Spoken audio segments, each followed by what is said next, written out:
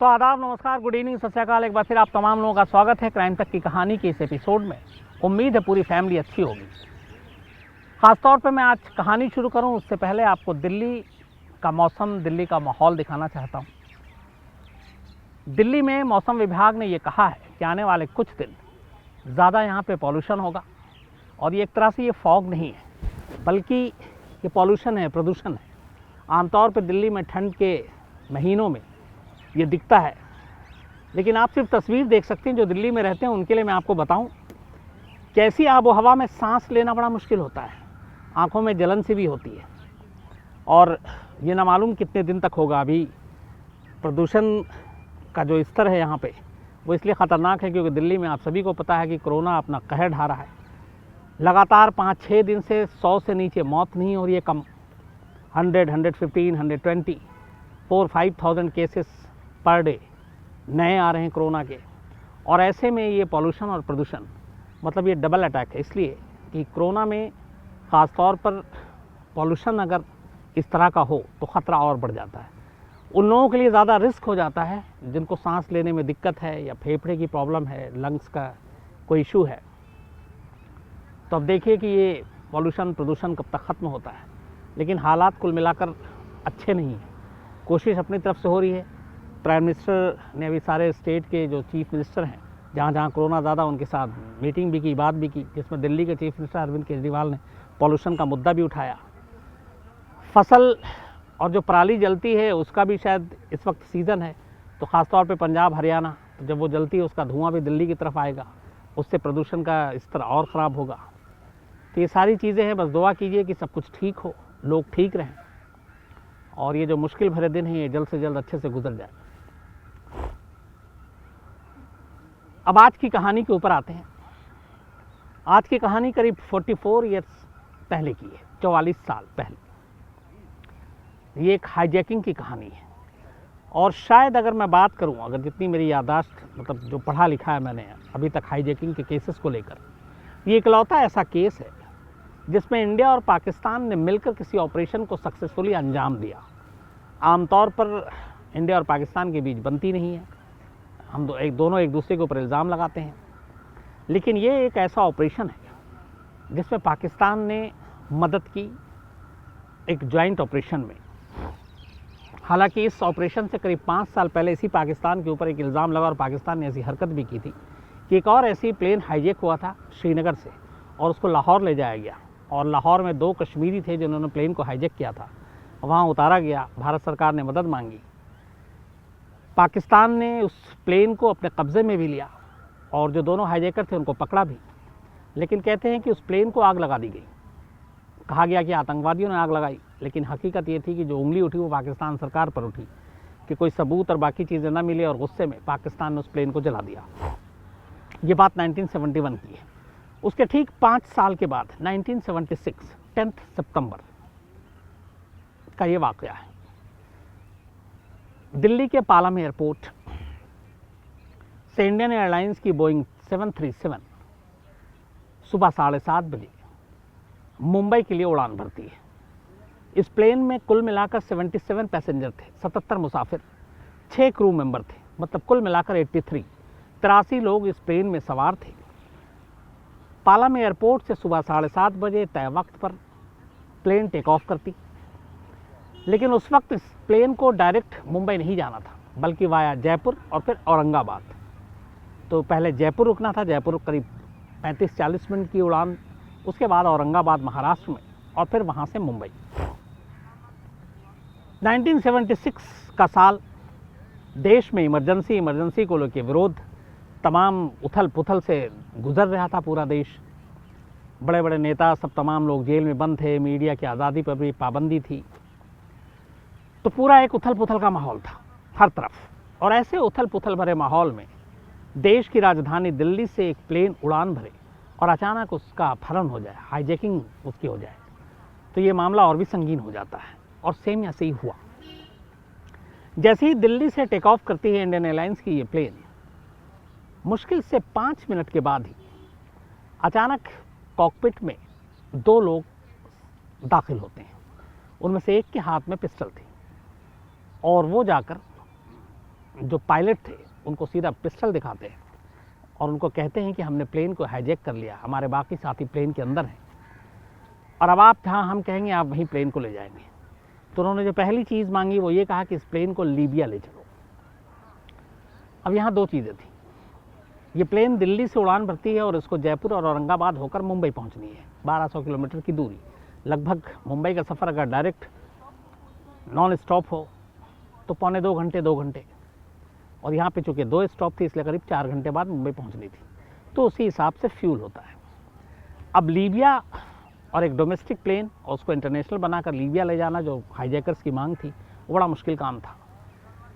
Pilot एक mister Sharma थे, एक मिस्टर यादव, इन दोनों ने थोड़ी अक्लमंदी दिखाई। उन्होंने कहा कि देखिए इसमें प्लेन में इतना फ्यूल नहीं है, दूसरा ये डोमेस्टिक एयरलाइंस की है, इंटरनेशनल एयरलाइंस की फ़्लाइट नहीं है।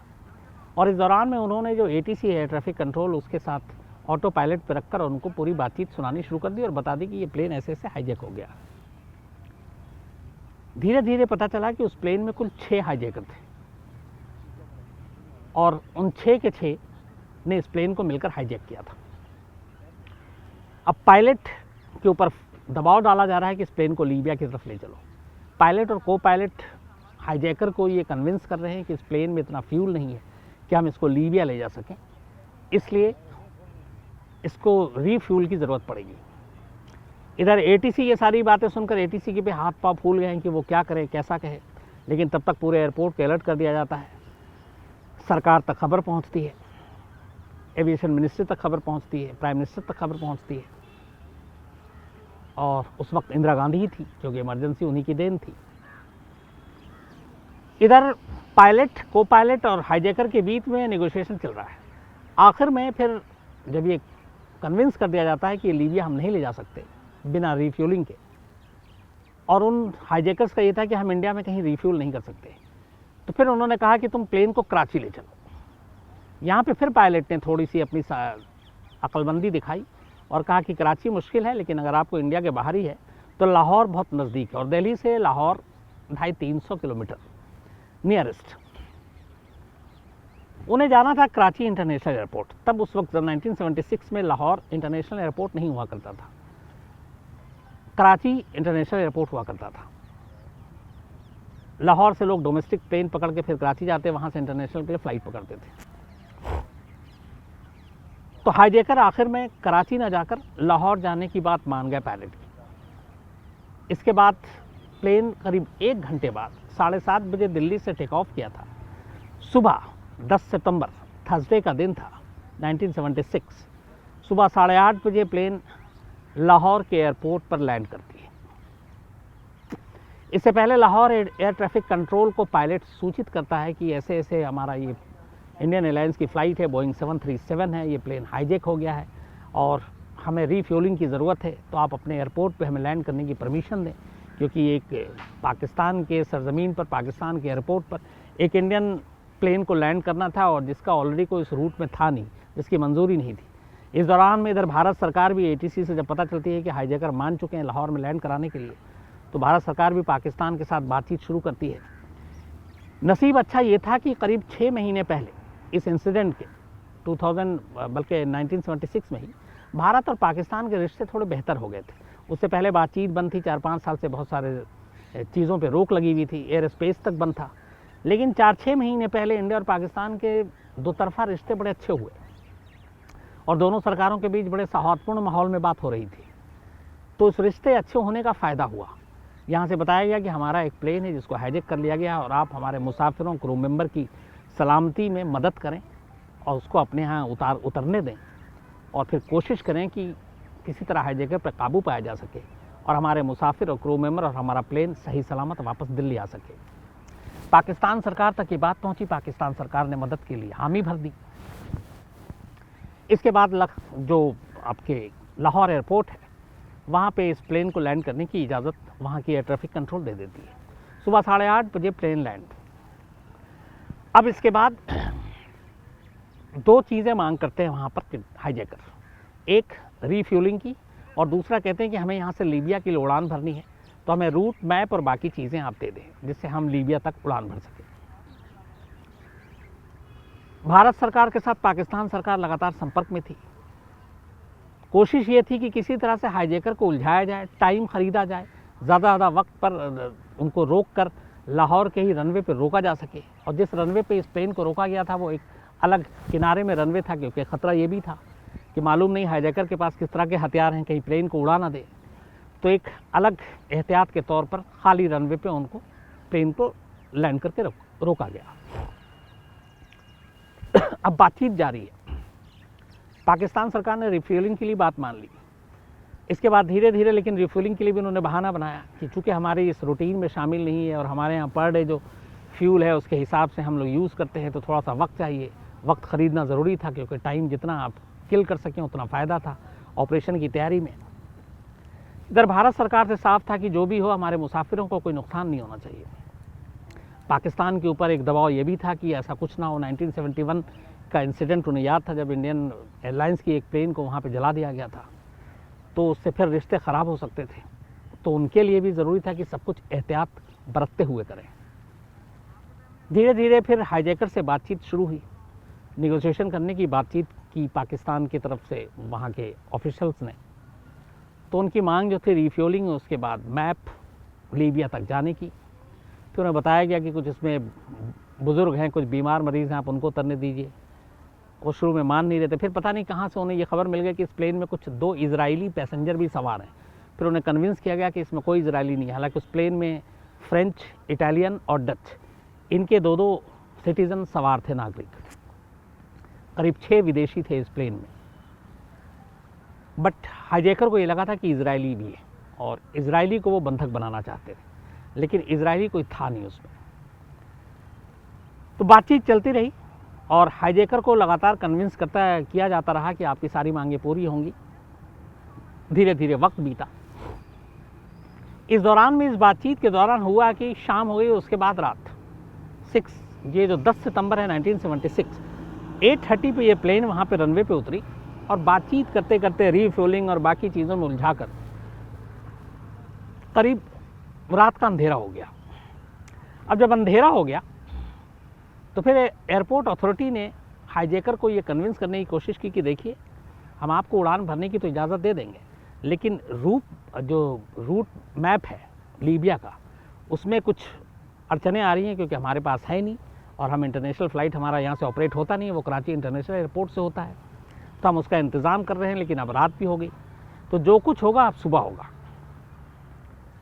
इस दौरान में प्लेन के फ्यूल और बाकी चीज़ें जो थी, चूँकि ये डोमेस्टिक उड़ान पे थी, पैसेंजर अंदर थे, तो बिजली, एसी, इन सब का भी बचाव और बचत करनी थी।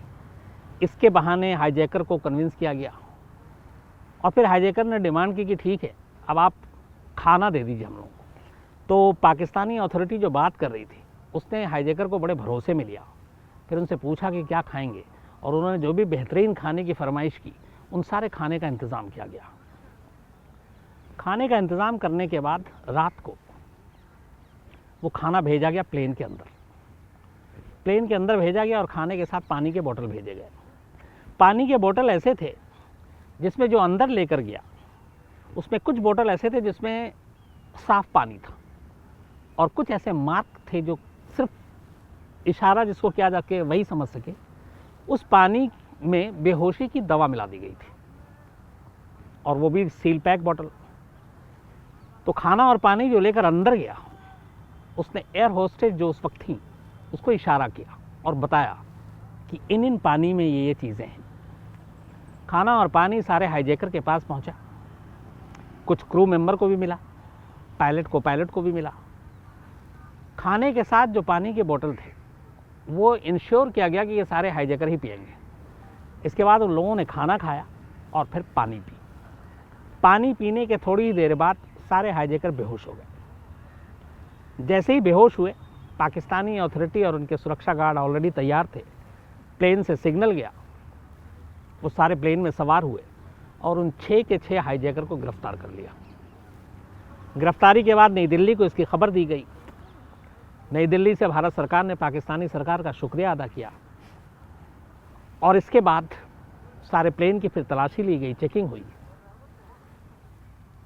11 सितंबर 1976 की दोपहर को इंडियन एयरलाइंस का ये प्लेन वापस लाहौर से पालम एयरपोर्ट दिल्ली लैंड करता है इन 77 पैसेंजर्स और 6 क्रू मेंबर को लेकर बाहिफाजत। तब तक ये बात चूँकि सारी मीडिया में भी फैल गई थी, पूरी मीडिया का जमावड़ा था पालम एयरपोर्ट पर इन तमाम लोगों की सुरक्षित वापसी को लेकर।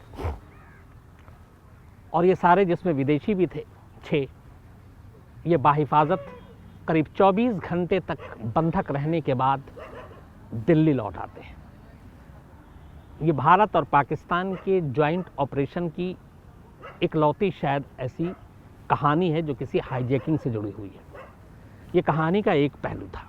अब दूसरा ये हुआ कि उन 6 हाईजैकर को गिरफ्तार कर लिया गया, पर उन 6 हाईजैकर को पाकिस्तान ने लौटाया नहीं, क्योंकि उनका कहना था कि ये हमारी सरजमीन पर गिरफ्तार हुए हैं तो कानूनन जो जुर्म है उसके लिए पाकिस्तान ही इन्हें सज़ा देगी। उन 6 के 6 को ले जाया गया, जेल में रखा गया। लेकिन फरवरी 1977 करीब 4 महीने के बाद ही इस इंसिडेंट के सबूतों के अभाव में पाकिस्तानी अथॉरिटी ने उन 6 के 6 हाईजैकर्स को रिहा कर दिया। और वो सभी कश्मीरी थे। उन लोगों ने क्यों इस प्लेन को हाईजैक किया, इस प्लेन को हाईजैक करके लीबिया क्यों ले जाना चाहते थे, इस प्लेन को हाईजैक करने के बाद बदले में वो क्या मांग रखना चाहते थे, इस हाईजैकिंग के पीछे असली मास्टरमाइंड कौन था, क्या इसमें कुछ और भी लोग इन्वॉल्व थे, ये सारे सवाल, ये सारी बातें आज भी एक राज है। 44 साल बाद भी इस हाईजैकिंग की असली कहानी कि इसका मोटिव क्या था, मकसद क्या था, क्यों हाईजैक किया गया, इसका सच कोई नहीं जानता। यह हो सकता है सरकार में बैठे कुछ लोग जानते हों, लेकिन कभी पब्लिक डोमेन में ये चीज़ें नहीं आई और ये राज आज भी एक राज बना हुआ है।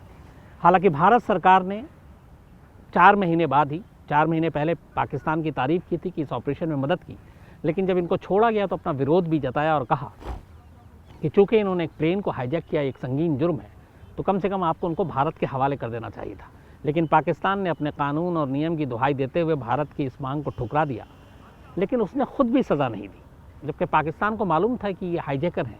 6 प्लेन इन्होंने 6 जो थे उन्होंने इस प्लेन को हाईजैक किया और उन्हीं की अथॉरिटी ने उन्हें बेहोशी की दवा देकर पकड़ा, उनकी अथॉरिटी ने पकड़ा। लेकिन उनकी दलील थी कि कोई ऐसा सबूत, कोई ऐसा मोटिव, मकसद, बाकी चीज़ें ऐसा नहीं मिला जिनकी वजह से हम उनको सज़ा दे पाते। और यही वजह है कि सिर्फ गिरफ्तारी के 4 महीने के बाद इन 6 के 6 हाईजैकर को रिहा कर दिया गया। लेकिन ये दास्तान, ये इंडियन एयरलाइंस की हाईजैकिंग का केस हमेशा इसलिए याद रखा जाएगा क्योंकि ये इकलौता ऐसा केस है जिसमें पाकिस्तान और हिंदुस्तान ने मिलकर एक साथ एक जॉइंट ऑपरेशन चलाया था और पाकिस्तान ने मदद की और उसके बाद ये प्लेन और उसके जो मुसाफिर थे वो इस सही सलामत वापस दिल्ली आ सके। लेकिन आगे की जो 4 महीने के बाद की कहानी थी, थोड़ी सी कड़वी हो गई क्योंकि पाकिस्तान ने उन हाईजैकर को सज़ा नहीं दी, न भारत को सौंपा। हाईजैकिंग की ऐसी बहुत सारी कहानियाँ हैं, मैंने कई आपको पहले भी सुनाई हैं। बारी बारी से उनकी भी जिक्र करेंगे, उनकी भी कहानी सुनाएंगे। एक में तो मैं पहले भी आपको बता चुका हूँ कि जब कांधार वाला हुआ था, तब जब उन लोगों को लेकर आए थे हम कांधार से, तो कैसे हम लोग घंटों इंदिरा गांधी इंटरनेशनल एयरपोर्ट के बाहर खड़े थे और उस वक्त अजीब मंजर था एयरपोर्ट के बाहर। जो मुसाफिर थे उसमें तो ज़्यादा थे, 177 या करीब कितने, तो उनके जो रिश्तेदार थे, परिवार के लोग थे, उनके चेहरे की जो खुशियाँ हैं, वो चेहरे पे आंसू, खुशी के आंसू, वो उनका मतलब ज़िंदा लौट आने की एक अजीब सी खुशी, वो चेहरे सारे मुझे आज भी याद आते हैं। तो ऐसी बहुत सारी हाईजैकिंग की कहानियाँ हैं जिसमें कुछ कामयाब रहे, कुछ अफसोस की बात यह है कि बच नहीं पाए। तो इसी कहानी में कभी फिर उनकी बारी भी आएगी, आपको ज़रूर सुनाऊंगा। आज इस कहानी में इतना ही। अपना ख्याल रखिएगा, अपनों का ख्याल रखिएगा। फिर आपसे मुलाकात होगी किसी नई कहानी के साथ। Thank you very much.